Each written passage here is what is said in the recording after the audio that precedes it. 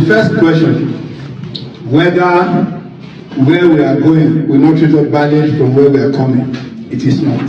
Because where we are going, there is prospect and there is opportunity that Igbanke will become a local government area. And if Igbanke is a local government area, there is no way we can be marginalized. Here we will have our House of Assembly member, here we will have our councillors, we will have our chairman, we will have everything. And let me also say it, so that our brother can tell the senator. In the entire Anyoma landscape, Igbanke has the largest land to be used, land span to be used for any development, for anything at all. So Igbanke can never be neglected and marginalized. Just like we are suffering now. So we are very convinced, based on relationship and interaction questions, that Igbanke will be on a high esteem when Anyoma comes into being by God's grace. It is a done deal. It's a done deal. What we just need is to sensitize us, because the referendum is going to come up very soon. So it will not be strange. And that a question was asked, if Igbanke are gonna enjoy a better dividends of democracy and governance in Anyoma than where they are in Edo State. And the man you saw answered the question. First of all, before I tell you what the man answered as a question, or interpret or re-emphasize on the answers he gave, did you see the difference between the Igbankes and the Benins who are protesting against the Igbanke joining Anyoma State? Why the boys are tying bandana, wearing some things as if they are doing juju, tying sawana for hand, forming colors. The Igbankes are gentlemen, elders, who understand that this is the way forward for their next generation. Do you see the difference? Men are now speaking for we, white boys are talking. When I started making this video, this is how they were treating me. Yeah, small boy, go ask your elders. Now my elders are taking it over. My elders are the ones speaking. Even though we, the youth, are also responding, but you can see the difference. However, let me give you a detail of what he said. There's an intention that the Igbanke and some of the Eka communities that are going to be joining them by boundary adjustment to be a local government. That being said, made it better for Igbanke to exist better than where they are in Edo State. This same man gave an answer that even them, the Igbanke, for them to access a road that lead to Abudu, where the headquarters of the local government they join is, they have to pass through Delta State. They have to enter another state to turn and join Abudu. Or they will go through another local government to see Abudu. They didn't say there's no road, but the land of another state or the land of another local government, divide them with their own local government headquarters. That is how marginalized the system is. And you might say it's not marginalization, but that's to tell you they are not supposed to be there naturally. And they are being marginalized. But coming to Anyoma, they're going to be a local government. That means they will have a local government chairman, have their own councillor, have their own state of house representative, has their own federal constituency representative, because they're a local government. Did you not see what we are talking about? So Igbanke will be better treated in Anyoma than it is in Edo State. Like I said, you guys have to go and look at the constitution. It's a legal right of the Igbankes to join Anyoma. It is their legal right, as in constitutionally. And that's why they are going about it in the constitutional amendment. Because in the 2025 constitutional amendment, chaired by this 10th Senate, there's going to be boundary adjustment. And in that boundary adjustment, if your community is in any place, whether local government, whether local government, whether state, whether region, even if as you are now, your state don't want to be in Niger Delta, your state don't want to be in South, your state don't want to be in Southeast, your state don't want to be in North Central, your state can agree, take the region to court or take it to the National Assembly, they will look into it. They will carve you out. They will readjust it and put in another place. That is the reason why the constitution is being amended, to readjust the system, make sure that everybody is comfortable. This is one thing that Tinubu is doing that you cannot take your eyes off it. He might not be building infrastructure, he might not be putting security in order, but what he's doing is to reset the security in order, because some of you are angry where you are, and you know the reason, like the Benue and the Plateau, who are complaining of the killings in the place. If they have state security or regional security outposts, meaning that the region, North Central, will be the one employing the police and the security outfit to guide their place, it will help them solve the problem. And these are the reason for amendment, 2025 constitutional amendment, state policing, regional autonomy. You must understand this.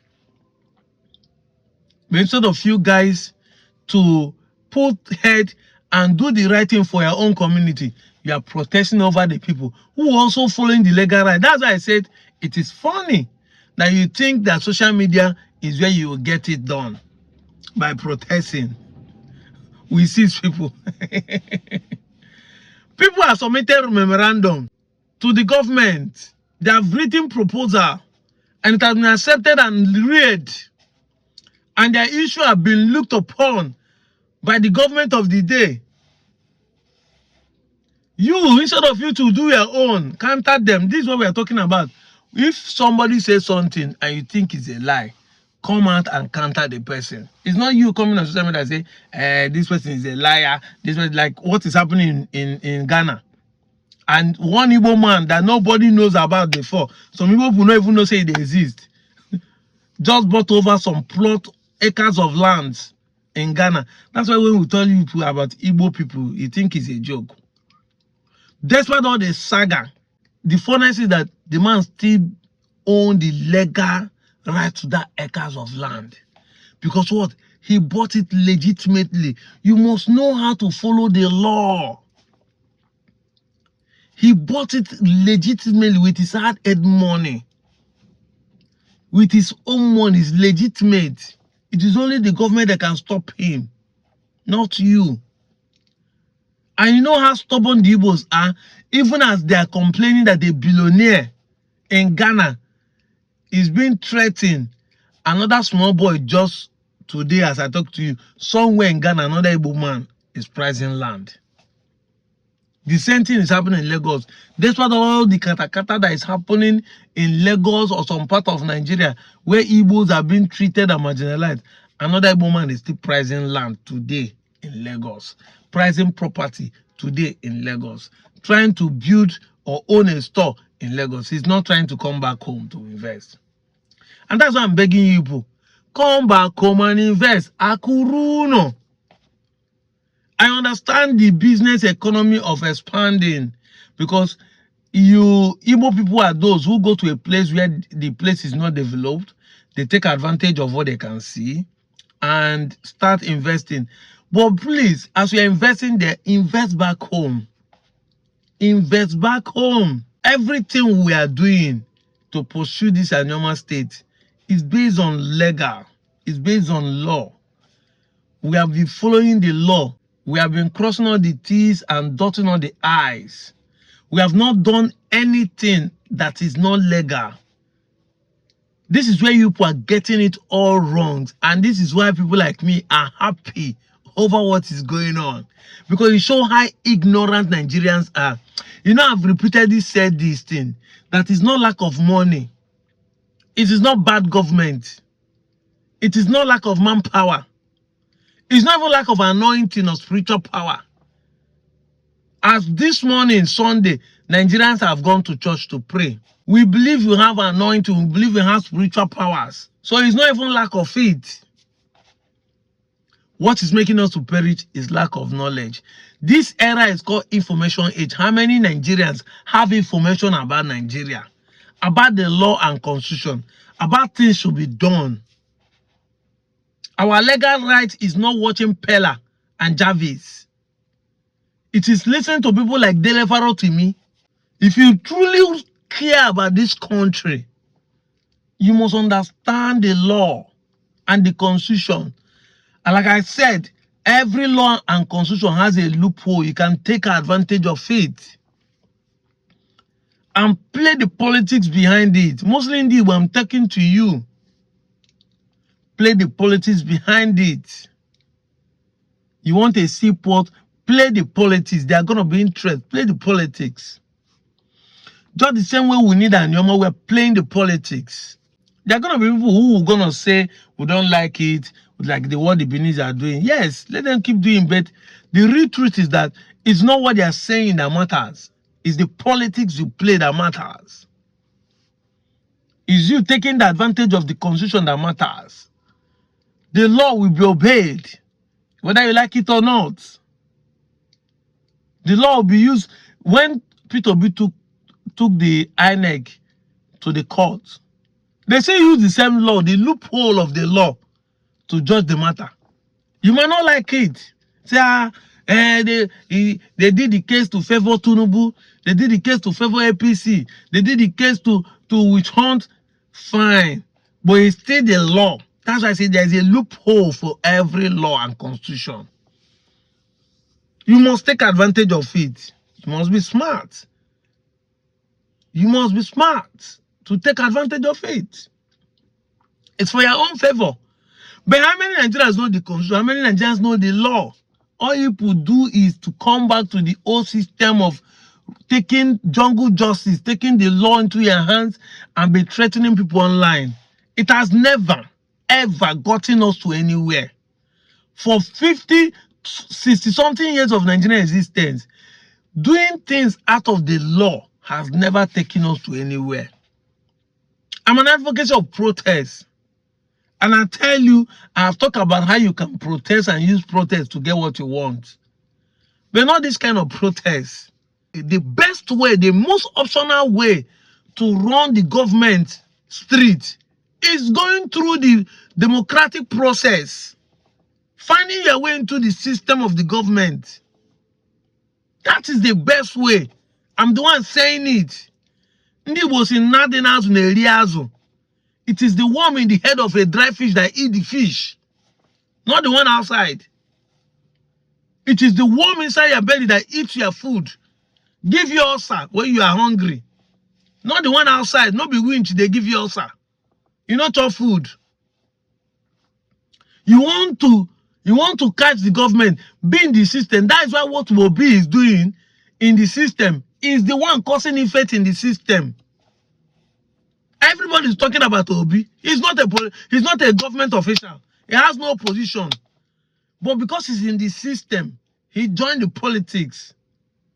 He's playing it to the gallery. That's why everybody is talking about him.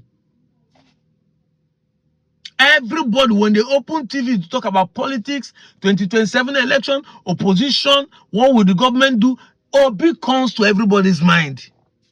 Why? Because he's in the system. If you're not in the system, you will look as a rebel. You see, I use every opportunity to teach you what you don't know. You might not like me. You might think I'm just making notes. But you see, until we Nigerians seek knowledge, understand the legal way, the rightful way to go about these things, it will be difficult to get the government working for us. You must be able to understand this and play to the gallery. This is why Anyoma is going to come. Because we who are pushing Anyoma are not bringing protests. We're not shouting our will on the street. We're following the legal way. We sensitize our people. We make videos to educate people like you. We still go underground to write proposal, to write memorandum, to go to the places and demand accountability. We're not on the street accusing our politicians. Rather, we're on ground with them, trying to let them see the way they will run the government better. That's why they're listening to people like us. They're not listening to you. I'm out of here, Joe.